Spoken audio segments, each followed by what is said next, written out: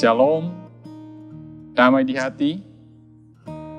Setiap hari Tuhan berikan kita 24 jam. Tapi kita harus jujur bahwa banyak kali kita mengatakan tidak ada waktu untuk bersekutu dengan Tuhan. Karena itu saya mengajak kita memprioritaskan waktu bersaat teduh untuk menikmati hadirat Tuhan. Bersama saya Pendeta Roy Martin Langoy, mari kita ikuti program Renungan Harian Keluarga lewat channel YouTube Gemi Maranatha Paslaten hari ini, Selasa 10 Mei 2022. Mari kita berdoa. Ya Tuhan Allah, kami memuji, memuliakan nama-Mu, karena Engkau yang terus menuntun kami, sehingga boleh melaksanakan berbagai aktivitas kerja kami. Dengan pekerjaan yang Engkau anugerahkan, kami boleh menikmati kebutuhan-kebutuhan kami, boleh memenuhi apa yang kami butuhkan, sehingga setiap saat kami menikmati kecukupan dalam Engkau. Terima kasih Tuhan. Lewat pekerjaan, Engkau memberikan kami apa yang menjadi bagian kami. Tapi Engkau mengingatkan kami juga, supaya kami selalu berfokus kepadamu. Dan karena itu kami di saat ini rindu untuk diterangi oleh sabda-Mu, supaya kami memaknai setiap karya kami seturut dengan terang firman-Mu. Engkau berkenan menyapa kami ya Tuhan, orang-orang yang berdosa ini yang sebenarnya tidak layak, tapi karena kasih karunia-Mu, berkenan ya Tuhan Engkau menyapa kami dengan sabda-Mu. Dalam nama Tuhan Yesus, amin. Saudaraku yang kekasih dalam Tuhan, mari kita membaca Alkitab, terdapat dalam 1 Korintus pasal 9. 1 Korintus pasal 9 ayat 7 sampai dengan ayat 10, yang tertulis begini dalam Alkitab. Siapa yang pernah turut dalam peperangan atas biayanya sendiri? Siapakah yang menanami kebun anggur dan tidak memakan buahnya? Atau siapakah yang menggembalakan kawanan domba dan yang tidak minum susu domba itu? Apa yang kukatakan ini bukanlah hanya pikiran manusia saja. Bukankah hukum Taurat juga berkata-kata demikian? Sebab dalam hukum Musa ada tertulis, janganlah engkau memberangus mulut lembu yang sedang mengirik. Lembukah yang Allah perhatikan, atau kitakah yang ia maksudkan? Ya, untuk kitalah hal itu ditulis, yaitu pembajak haruslah membajak dalam pengharapan, dan pengirik haruslah mengirik dalam pengharapan untuk memperoleh bagiannya. Demikian bacaan Alkitab kita di saat ini. Saudaraku, tema renungan kita hari ini, siapa bekerja patut mendapat bagiannya. Semua orang yang bekerja layak menikmati hasilnya. Meski demikian, hasil tidak boleh hanya dipahami pada sebatas materi yang diperoleh sebagai hasil dari sebuah pekerjaan. Sebab meski semua orang membutuhkan materi, tapi materi itu tidak boleh dijadikan tujuan. Seperti saat 3 orang tukang yang sedang membangun gereja ketika menjawab pertanyaan pendeta, satu pertanyaan yang sama. Apa yang sedang Anda buat? Tukang pertama mengatakan, saya sedang menyusun batu bata. Itu yang memang sementara dia kerjakan. Tukang yang kedua mengatakan, ketika pendeta bertanya, apa yang sedang Anda lakukan? Dia katakan, saya sedang mencari nafkah untuk keluarga saya. Padahal pekerjaan mereka adalah sama, menyusun batu bata.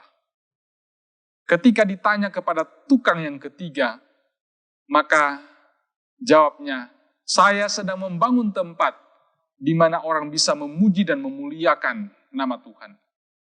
Kita melihat satu aktivitas pekerjaan yang sama. Yang satu melihat hanya pada apa yang sementara dia kerjakan. yang kedua melihat sebagai usaha mencari nafkah. Tapi tukang yang ketiga melihat dalam visi yang sangat jauh, yang sangat dalam, yaitu membangun tempat di mana orang bisa memuji dan memuliakan nama Tuhan. Bagi Paulus, seorang pemberita Injil berhak untuk memperoleh bagiannya supaya dapat membiayai kehidupan sehari-hari yang dia jalani. Seperti seorang yang turut dalam peperangan, kita memahami yang dimaksudkan Paulus di sini tentara. Juga seperti seorang yang menanami kebun anggur, petani, dan seorang yang menggembalakan kawanan domba, peternak, layak untuk mendapatkan bagiannya. Saudaraku, tidak dapat disangkal bahwa ada hamba Tuhan di saat ini yang boleh kita saksikan memang yang sudah memasang tarif dalam pelayanannya. Ini sungguh sangat memprihatinkan. Para pekerja, termasuk pekerja di ladang Tuhan, memang berhak menerima upah. Tapi upah bukanlah tujuan. Kita dapat belajar dari Paulus bahwa upah terbesar adalah pemberitaan Injil itu sendiri. Upah terbesar adalah kesempatan yang diberikan oleh Tuhan untuk memberitakan Injil atau kabar baik, kabar sukacita yang dapat mengubahkan orang yang menerimanya, sehingga mereka mendoakan kita, mereka mendoakan keluarga kita, mendoakan masa depan anak-anak kita. Upah itu lebih daripada emas dan permata.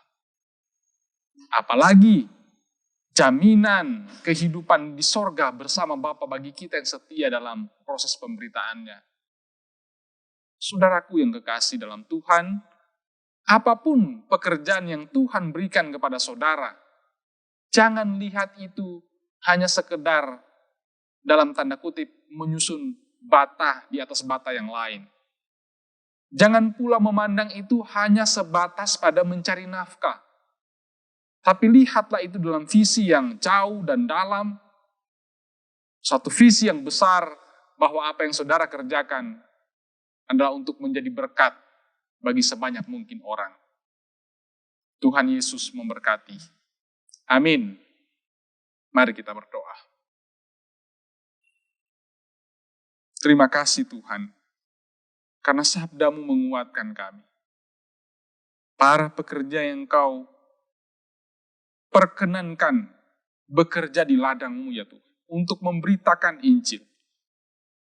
Upah kami terbesar adalah kesempatan memberitakan Injil, kesempatan untuk menyampaikan kabar baik, kabar sukacita, memotivasi, mendorong orang lain untuk hidup maju bersama Tuhan. Mengangkat orang yang terpuruk dengan kekuatan firman. Dan itulah upah terbesar ketika mereka ada dalam ketekunan mendoakan kami sebagai pelayan-pelayan. Kami mengucap syukur kepadamu ya Tuhan. Engkau izinkan kami juga untuk boleh menerima upah dari pelayanan kami.